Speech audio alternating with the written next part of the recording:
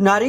नारी शक्ति फाउंडेशन आउ ही नारी शक्ति फाउंडेशन गढ़ी बलांगीर सहर नूतन दास।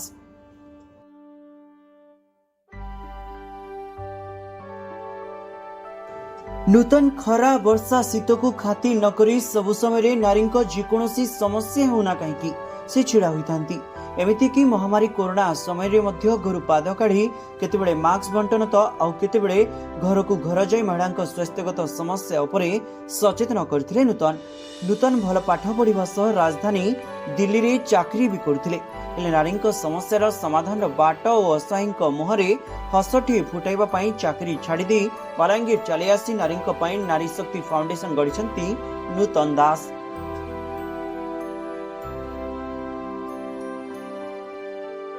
नूतन नारी मानक स्वावलंबी करने मागणारे केतेबेले टेलरिंग हो किंबा अन्य गुरुत्वपूर्ण शिक्षा मध्य प्रदान करिथांती, जाफल नारी माने निजे दुई पैसा रोजगार करि पारिथांती। जातिवाद शिकार पीड़ित हुई निर्यातनार शिकार होउची नारी तो आउ केतेबेले निज स्वामी ठारू निर्यातनार मध्य शिकार होउची नारी। एसबुर समाधान पाई मध्य नूतन आगे आसिथांती और समाधान बाट खोजिथांती।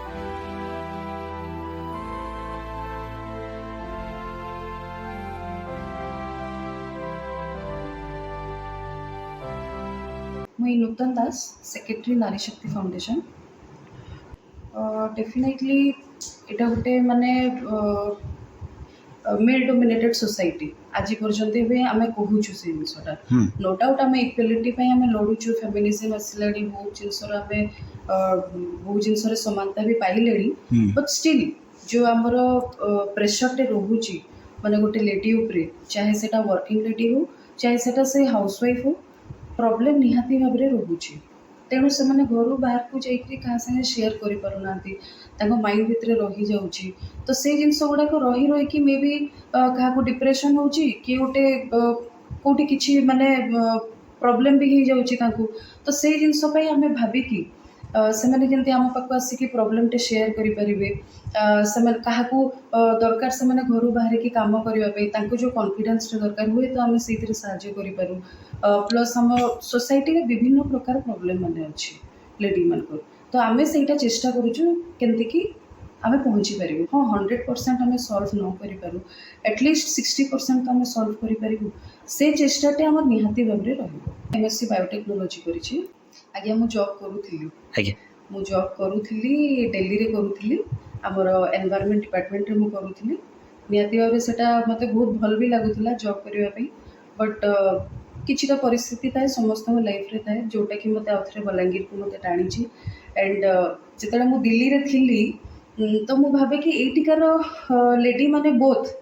माने हाउसवाइफ प्लस जो माने वर्किंग से माने बहुत बहुत आगू बढ़ी गले तो मुझे बलांगीर को फेरिली मु बहुत डिफरेंस देखिली कि आमे भी तो ये जिनस गुड़ाक करें जोटी से भी जोटा से मैंने आगू बढ़ी सोसाइटी रे बहुत आगू जाइए से मैंने बहुत किसी कले तो से जिनसटा मुझे आसिकी ये जिते रही जो माने गोटे माइनस जोटा आम चली बलांगीर मुझे जिनसटा ये अप्लाई करने को चेष्टा करुँच आमर सोसाइटीटा एवं आमर जो माने मद जो निशा जिनस को लेकर बहुत माने एफेक्ट रोची तो से एक्चुअली लेडीज माने सीटा लोक मैंने पीकी आसुँच कि जो प्रकार डोमेस्टिक वायलेंस गुड़ा करे दिने नहीं दी दिन नहीं माने सेवरल डेज मास मास धरिकी से जो हिसाब रे निज वाइफ को हो भौणी को हो जो प्रकार निर्यातना माने दौरान माने देखिले लोम टांकुरी उठिबो माने ताको हाथ रे चिन्ह मुहरे चिन्ह माने गोड़े चिन्ह माने कौ जगह माने क्षत विक्षत नहीं बोली तार माने नहीं तो ये सब जिनस गुड़ाक देखिकी जो प्रकार माने भितर गोटे माने फीलिंग्स आसे कि नहीं कहीं कौन पे एमती करूँ लोक गुड़ाक कि माने लेडी गुड़ाक कम करके निज घर चलवाई से लोक मैंने तो दौना पोषापी किंतु से लेडी मैंने निजे कम करके आसिकी निज पेट पोषुंट सागर छुआ मान पेट भी पोषुंट इवेन से लोक मान पेट भी पोषुंट फिर भी ये प्रकार निर्यातना जो आम देवी को पूजा करूँ कि नहीं आज दुर्गा पूजा है आम पूजा करुचु जी एक्चुअली रे काम करुच्ची घरे जी पेट पोषुची पाठ पढ़ाऊँ छुआ मान से लोकर माने से केमती की रहा देह केमती अच्छी से भी बुझुची तापर भी ताको पूजा कराऊनी घरे जदि भी पूजा कराऊनी एटलिस्ट 1% रेस्पेक्ट तो मिलू से लेडी को। तो एगुड़ाक सब आम सोसाइटी माने सोसाइटी देखले बहुत खराब लगुच।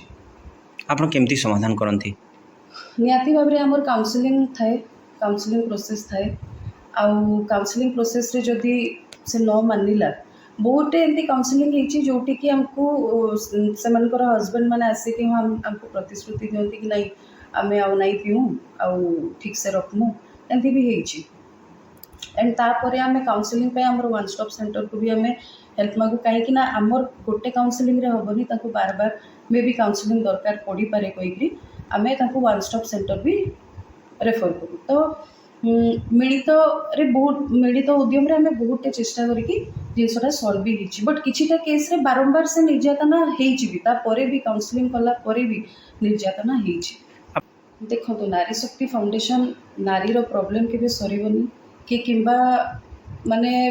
उल्टा नुआ नुआ प्रकार जिनस गुड़ाक प्रोब्लेम गुड़ाक बाहर आमर उद्देश्य मेन थिला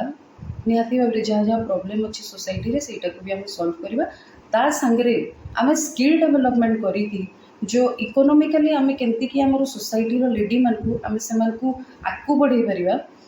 सेटा आमर बड़ उद्देश्य थिला। Balangir Shambhunath Sahu report news 18 local.